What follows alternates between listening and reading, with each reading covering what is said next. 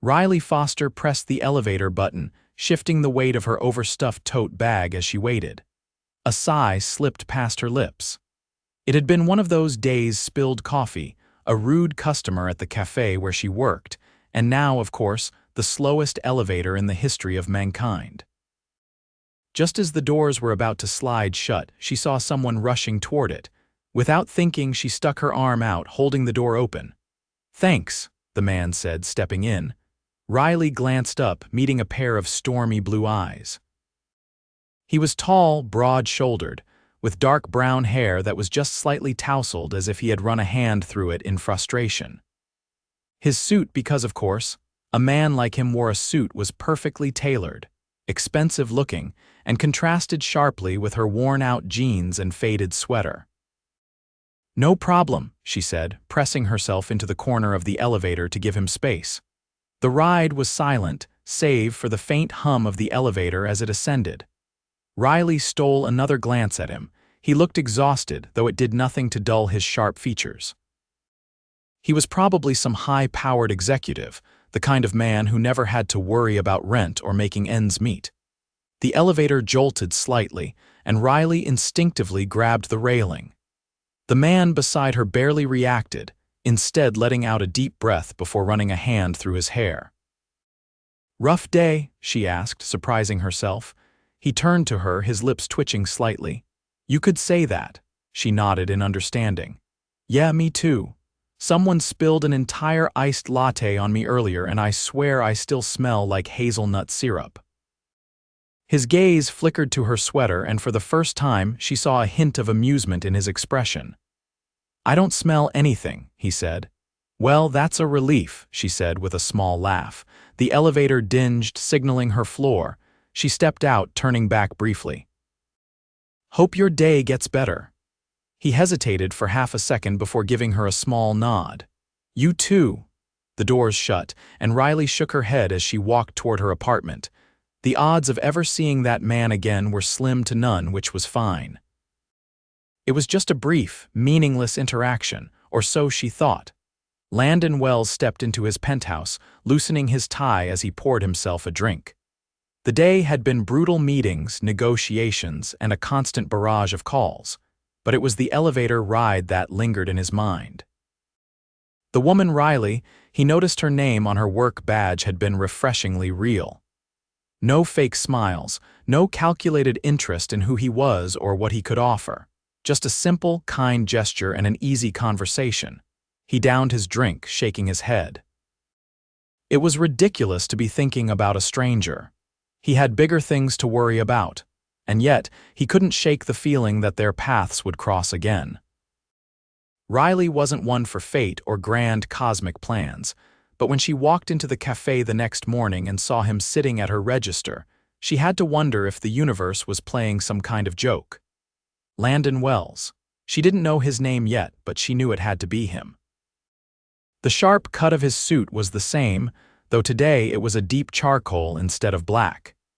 His tie was slightly loosened, and he was scanning his phone with an unreadable expression. She wasn't sure if he recognized her, but the moment she stepped behind the counter, his eyes lifted and locked onto hers. For a second, neither of them spoke. Then he glanced at the menu above her and said, "What do you recommend?" Riley blinked. "You don't look like the kind of guy who usually takes coffee recommendations." His lips quirked in amusement. "You don't look like the kind of person who holds elevator doors for strangers, but here we are." She let out a small laugh. "Fair enough." "Do you like sweet or bitter?" "Bitter," she considered. "Double espresso, no cream, no sugar." His gaze didn't waver from hers. "I'll take it." As she moved to make his drink, she felt the weight of his attention on her. It wasn't intrusive, but it was there, like a silent question. When she set the cup in front of him, he took it without breaking eye contact. "You work here full-time?" Riley raised an eyebrow. "What, are you conducting an interview?" "Maybe." She exhaled through her nose, shaking her head. "I work here and do freelance graphic design when I can." He studied her for a second, then took a sip of his espresso. "You're good at it." "I like to think so." Something about the way he watched her made her feel seen in a way she wasn't used to. Most people barely asked for her name, let alone her ambitions. "Do you have a portfolio?" Her guard went up slightly. "Why do you ask?" Landon set his cup down. "Because I own a company that hires designers. And I don't make empty offers." Riley wasn't sure what shocked her more, that he owned a company or that he was offering her a potential job after 2 conversations. She crossed her arms. "You're serious?" "Always." She hesitated. It sounded too good to be true. But there was something steady in the way he said it, something that told her this wasn't a line or an empty promise. Still, she wasn't the type to trust easily. "How about this?" she said, tilting her head. "You come back tomorrow. If you like my coffee enough to return, maybe I'll consider showing you my work." His expression didn't change, but there was something in his eyes, something that told her he wasn't used to being challenged. Finally, he nodded. "Tomorrow, then." And just like that, he walked out of the cafe, leaving Riley wondering what exactly she had just gotten herself into. Landon wasn't used to people saying no to him, or if not no, then something close to it. She had been skeptical, and he didn't blame her. Most people would have jumped at the opportunity, but she hadn't. She had tested him instead. It intrigued him more than he wanted to admit. That night, as he sat in his office overlooking the city, he found himself wondering what kind of designs she made. Whether she was the kind of artist who worked in bold, striking colors or quiet, intricate details. He hadn't planned to return to that cafe. But now he had every intention of showing up the next morning, not just because of the coffee, but because of her. Riley had expected him to return, but that didn't stop the flicker of surprise when she spotted him the next morning.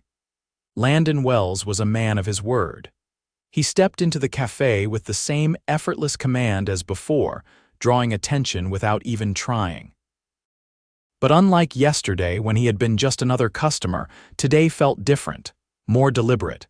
She was at the register again, and as soon as their eyes met, he approached, setting his phone down on the counter. "You're here," she said, tilting her head slightly. "You told me to come back if I liked the coffee." "And," he slid his payment across the counter. "I'm here, aren't I?" Riley fought the urge to smile. "All right, then. I guess you earned it." She reached into her bag, a worn, canvas thing she kept behind the counter, and pulled out a slim tablet. She unlocked the screen and turned it toward him. Landon took his cup from her but made no move to check the screen. Instead, he met her gaze. "You don't seem like the type to hand out your work to just anyone." "I'm not," she admitted. "But you don't seem like the type to waste time on something that doesn't interest you." He considered that for a moment before finally looking at the screen. Riley watched as his expression shifted, not in an obvious way, but in subtle, telling degrees. His fingers swiped through her designs, pausing on certain ones, analyzing details she wasn't sure most people would notice. After a moment, he set the tablet down. "You're talented," she exhaled, realizing she had been holding her breath. "You sound surprised." Landon lifted his cup. "Not surprised, just impressed." The warmth that crept up her neck caught her off guard. She had heard compliments before, but there was something about the way he said it, so direct, so certain, that made it feel different. "So, what now?" she asked, crossing her arms. "Are you going to offer me a job over coffee?" "I don't make offers lightly," he said. "But if you're serious about moving beyond freelance work, I can introduce you to people who would pay well for your designs." Riley's fingers curled around the edge of the counter. It was tempting, too tempting, but she had seen offers like this before, ones that sounded too good to be true. "What's in it for you?" Landon didn't blink. "I believe in investing in talent, and if I happen to gain a designer who challenges expectations, that's a win for both of us." She studied him, searching for any sign of dishonesty, but his expression was unreadable, expertly composed. "You don't even know me," she pointed out. "No," he agreed, "but I know people, and I trust my instincts." Riley hesitated. She wanted to believe him, but trust wasn't something she gave away easily. "I'll think about it," she finally said. Landon nodded once. "That's all I ask." With that, he took his coffee and walked toward the door, but just before leaving, he glanced back, his gaze lingering on her for a fraction longer than necessary, and then he was gone.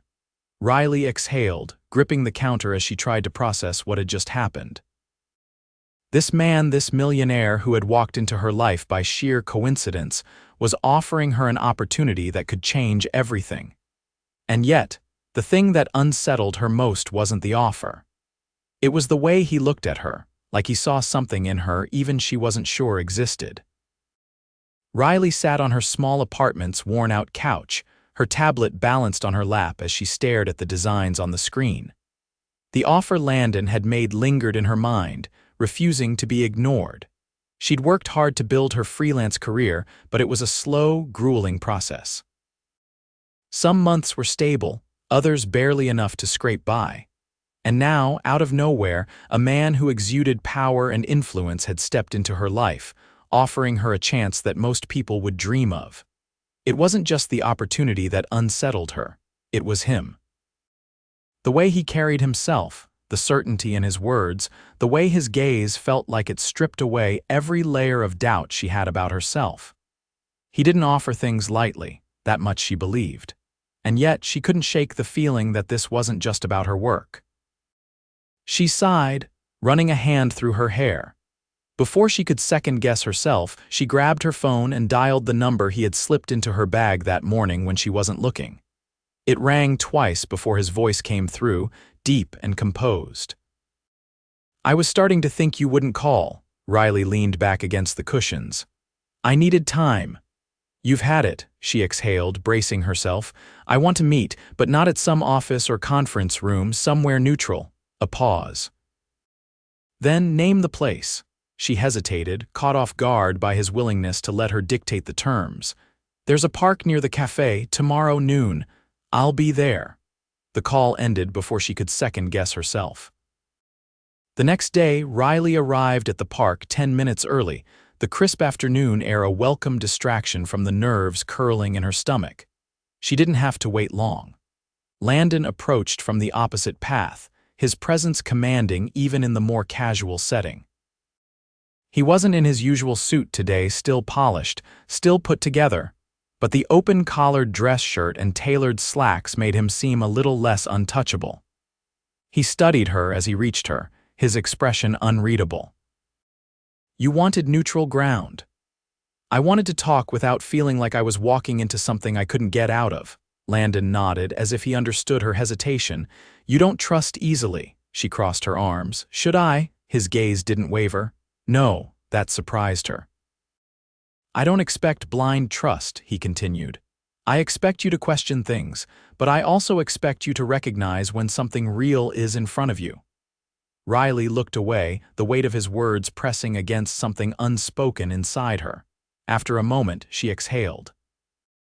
"Tell me why you're doing this, really." Landon slipped his hands into his pockets, watching her carefully. "Because I see potential that's being wasted." "That's not the whole reason."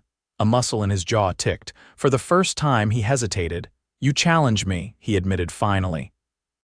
"People don't do that often." Riley's breath caught. "I don't know where this is going," he continued, his voice quieter now, "but I know I don't want to walk away from it." She had been prepared for a business pitch, for another carefully calculated offer. She hadn't been prepared for honesty. She swallowed. "This isn't how things like this usually happen." Landon's lips tilted, not quite a smile, but something close. "Neither are we." Riley let out a breathless laugh, shaking her head. "You're impossible. And yet you're still here." She looked up at him, the tension between them shifting into something heavier, something undeniable. She could walk away. It would be easier, safer. But for the first time in a long time, she didn't want easy, she wanted him. Riley wasn't sure what she had expected after that meeting in the park, but whatever it wasn't Landon showing up at the cafe every morning without fail. He never asked for anything more than coffee, never pushed her for an answer about his offer. But his presence lingered, a steady, undeniable force that had begun to weave itself into the fabric of her life. And she hated that she noticed. Hated that she looked forward to the sound of the bell above the door signaling his arrival. Hated that she had started making his espresso before he even ordered, like some unspoken agreement had settled between them. But most of all, She hated that she was starting to let him in. "Are you ever going to tell me what you do when you're not disrupting my routine?" she asked one morning, sliding his coffee across the counter. Landon accepted it without hesitation, his gaze settling on her with that quiet intensity she was beginning to recognize as his default. "You make it sound like I have nothing better to do." "Well," she crossed her arms, "do you?" He took a slow sip, considering her. "I run a company," he said finally. She arched a brow. "Yes, I gathered that much, but what kind of company?" His lips quirked slightly. "Investments. Acquisitions.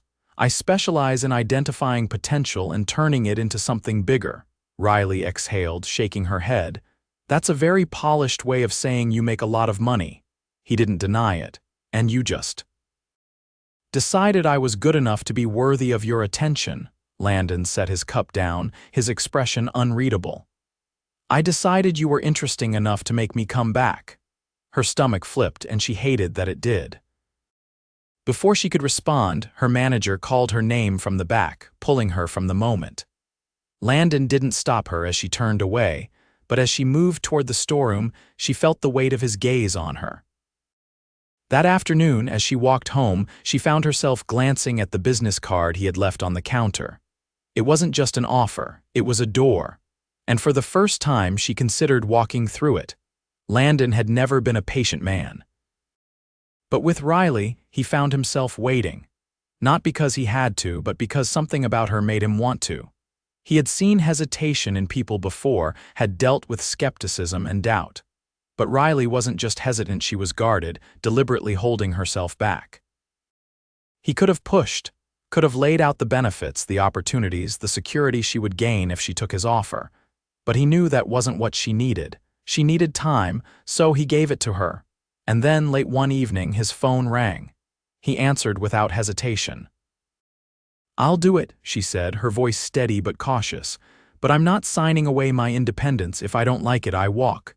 Landon leaned back in his chair, a slow satisfaction settling in his chest. "Understood." There was a pause. "All right," she said, exhaling. "Then I guess I'll see you Monday." And just like that, the door she had refused to open was no longer locked. Landon knew one thing for certain: this was just the beginning. Riley stepped into the sleek, glass-walled office, her pulse quickening as she took in the sheer scale of Landon's world. Floor-to-ceiling windows overlooked the city skyline, and the quiet hum of efficiency filled the air. It was a stark contrast to the cozy, familiar chaos of the cafe, and for the first time, she truly understood just how different their lives were. Landon stood near the window, speaking with a man who looked every bit as polished and powerful as he did. But the moment she walked in, he turned, his gaze locking onto hers with the same intensity that had unsettled and intrigued her since the day they met. "You're early," he said, his voice even but laced with something she couldn't quite name. "Figured I'd get a feel for the place," Riley replied, keeping her shoulders squared even as uncertainty curled inside her. The man beside Landon gave her a once-over before turning back to him. "I assume this is the designer you mentioned." Landon gave a single nod. "Riley Foster. She'll be working with us on a trial basis." Trial basis. It was a subtle reminder that this wasn't permanent, that she could still walk away. The man extended a hand. "Ian Sinclair. I handle a lot of the company's creative projects. If you're working with us, you'll be reporting to me." Riley shook his hand, noting the assessing glint in his eyes. "Good to meet you." Ian glanced at Landon before turning back to her. "I'll have someone set you up with a workstation. We'll start with small projects, see how you fit into the team." Riley nodded, forcing herself to stay composed. This was what she wanted, wasn't it? A chance. A step forward. Landon's voice cut through the moment. "She's not here to blend in, Ian. Give her something real to work on."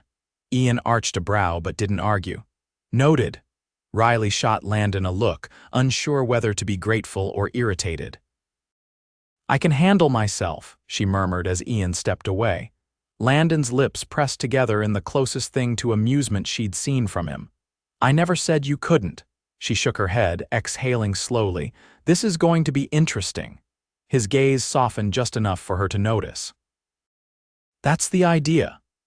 The first few days were a blur of meetings, deadlines, and diving headfirst into projects that felt both exciting and overwhelming. Riley spent hours refining designs, navigating the unspoken rules of corporate life, and proving herself in ways she hadn't anticipated. But through it all, Landon was there. Not in an overbearing way, but in the way he always seemed to be watching, making sure she wasn't being underestimated or overlooked. One evening, as she packed up her things, he appeared in the doorway of her workspace, his jacket draped over one arm.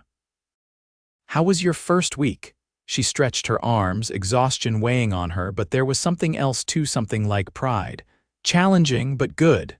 Landon studied her for a long moment before stepping closer. "I knew you'd hold your own."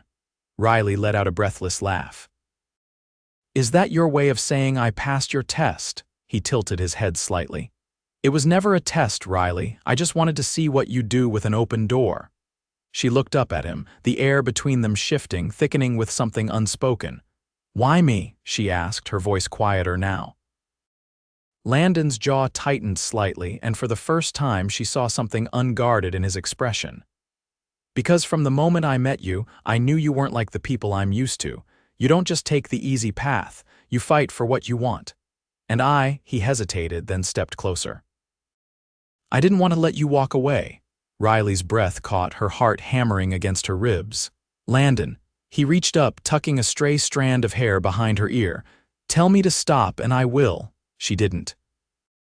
Instead, she leaned in, closing the space between them, and when his lips met hers, it was like everything finally clicked into place.